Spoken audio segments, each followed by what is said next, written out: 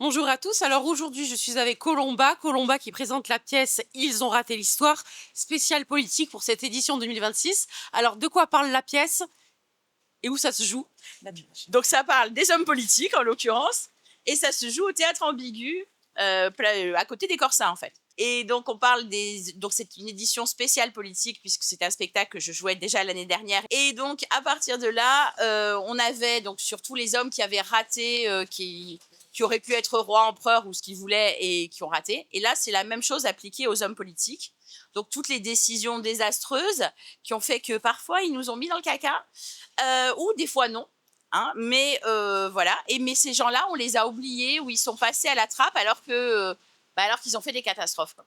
Moi, mon but dans la vie, c'est de faire connaître tous les gens qui font des trucs à peu près. Et donc voilà. Et chez les hommes politiques, ils font beaucoup de choses à peu près. Alors par rapport au spectacle de l'année dernière, qu'est-ce qui t'a amené à partir sur ce sujet des hommes politiques dans l'histoire? Alors, le spectacle de l'année dernière a bien marché, les gens ont vraiment aimé, on demandait plein de choses derrière. C'est-à-dire que moi, au départ, je voulais juste faire rire en racontant des toutes petites anecdotes. Et puis après, ils sont venus, non, mais on peut avoir les dates, on peut avoir, parce qu'ils découvraient vraiment. Ouais. Donc, on a fait un site pour qu'ils puissent récupérer toutes les informations. Et après, bah, on a vu ce qui les intéressait le plus, en fait. Et donc, comme il y avait des navigateurs, il y avait des choses comme ça, des découvreurs, enfin, il y avait tout un tas d'hommes politiques aussi. Et donc, ce qui les intéressait le plus, et puis bon, c'est une année d'élection. L'année prochaine, c'est une autre année d'élection. Donc, je me suis dit, vas-y, fais les hommes politiques. Comme ça, on verra à quel point l'histoire bégaye et tourne en rond. Et toi, tu as écrit la pièce? Oui, moi j'écris, je joue, j'ai même fait l'affiche. Alors l'affiche, je suis désolée, hein, je vous préviens, voilà.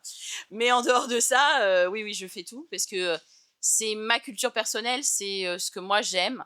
Et donc du coup, bah, je raconte les petites histoires comme je les raconte à mes copains quand on fait des dîners en fait. Sur ce spécial politique, tu choisirais quel mot pour définir le spectacle de cette année, hein?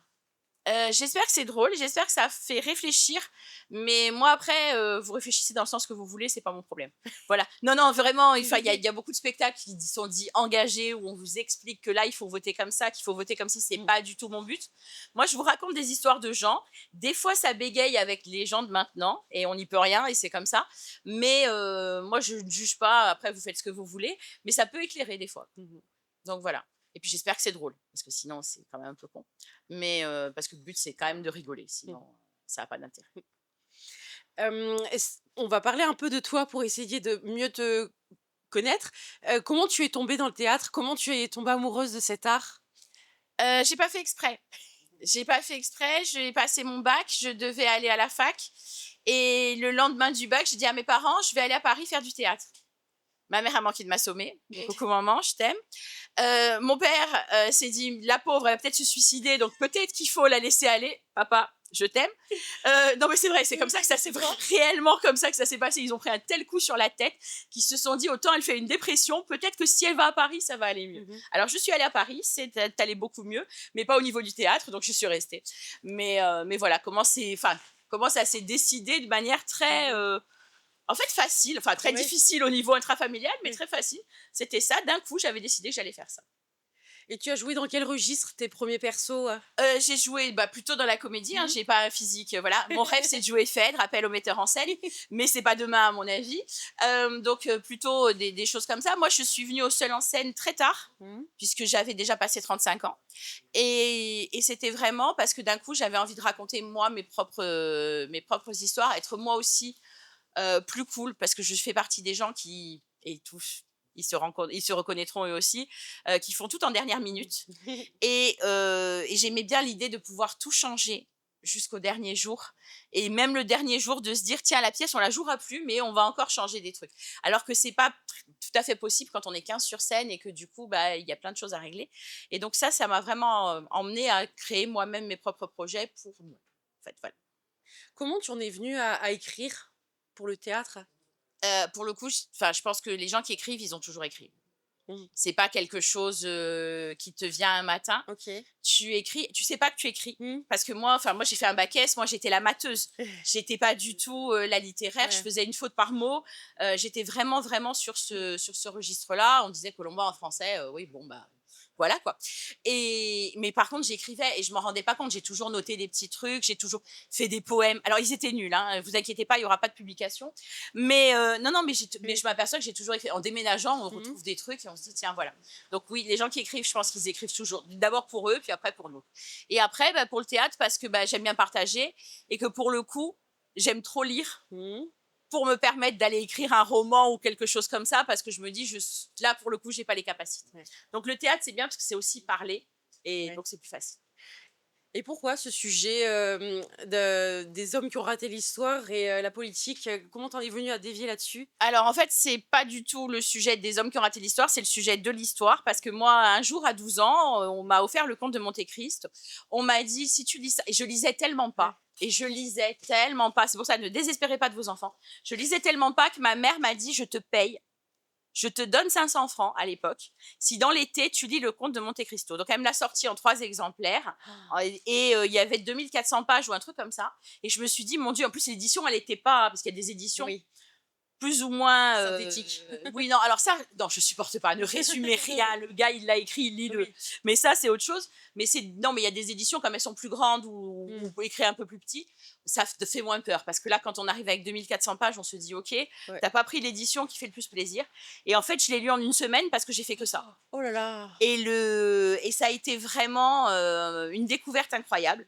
Et après, j'ai lu tout ce qu'a écrit Alexandre Dumas. Et c'était très dur à trouver à l'époque parce qu'il n'y avait pas les tablettes et donc on n'achetait pas en dématérialisé. Et donc il fallait trouver des rééditions, il fallait trouver des éditions de l'époque ou des choses comme ça. Et donc Alexandre Dumas, c'était on peut violer l'histoire à condition de lui faire un bel enfant. Et donc moi je lisais les histoires d'Alexandre Dumas et j'allais après voir ce qui historiquement était vrai ou ne l'était pas. D'accord. Et du coup, j'ai développé, mais alors, une obsession pour historique, mais vraiment. Et au point que ma meilleure amie, à chaque fois, elle me dit, allez, vas-y, t'as réussi à caser qui dans la conversation? Parce qu'il y a toujours un type célèbre que je vais caser dans une conversation. Et du coup, je me suis dit, bah tiens, tu le fais dans la vie, fais-le sur scène. Et ça fonctionne parce que les gens, oui, sont friands de ça. Pour le plaisir, est-ce que tu peux nous raconter une anecdote, soit de l'année dernière, soit de cette année? Bah, je peux rien raconter. Après non, mais les gens, ils viennent. Alors, ils pas de cette année. Mais je parle de révolution et d'un type qui est allé se coucher au lieu d'aller faire la révolution. Il s'est dit, on va réfléchir. On travaille mieux à tête reposée. Tu vois, des fois, on travaille mieux dans l'urgence. Lui, il s'est dit, on travaille mieux à tête reposée et la révolution n'a pas eu lieu.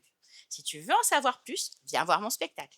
Voilà. C'est bien, hein, comme résumé de la chose. Non, il y a énormément d'anecdotes, il y a énormément de choses ratées, mais après, c'est bien aussi que ce soit contextualisé parce que on comprend mieux. Et c'est difficile. Hier, par exemple, je parlais du fait que De Gaulle avait appelé son fils Philippe pour le maréchal Pétain. Et tout le monde me disait, mais enfin, quel rapport? Enfin, le maréchal Pétain, enfin, il était contre. Oui, mais il y a eu tout avant. Il y a eu 50 ans de vie avant et on l'oublie souvent. Et donc, voilà. Donc, moi, c'est ça que je cherche, à vous raconter les trucs pour recontextualiser. Viens contextualiser avec moi, mon enfant. Allez, un mot pour la fin. Pourquoi faut venir voir Ils ont raté l'histoire spéciale politique? Parce que c'est bien. Non, vraiment, parce qu'on apprend des trucs, parce que c'est drôle et parce que... non, parce que c'est bien. Enfin, bizarrement, et ça fait pas bien de le dire, mais je suis très fière de ça et je suis très fière parce que je me dis qu'il y a des choses qui vont rester pour toujours. Et c'est pas toujours le cas quand on fait des spectacles, surtout quand on fait des spectacles drôles, on a passé des bons moments, mais des fois ça reste pas. Et là, je me dis que normalement, vous devriez retenir 2-3 anecdotes et voilà. Eh bien, merci Colomba. Ben, merci à vous.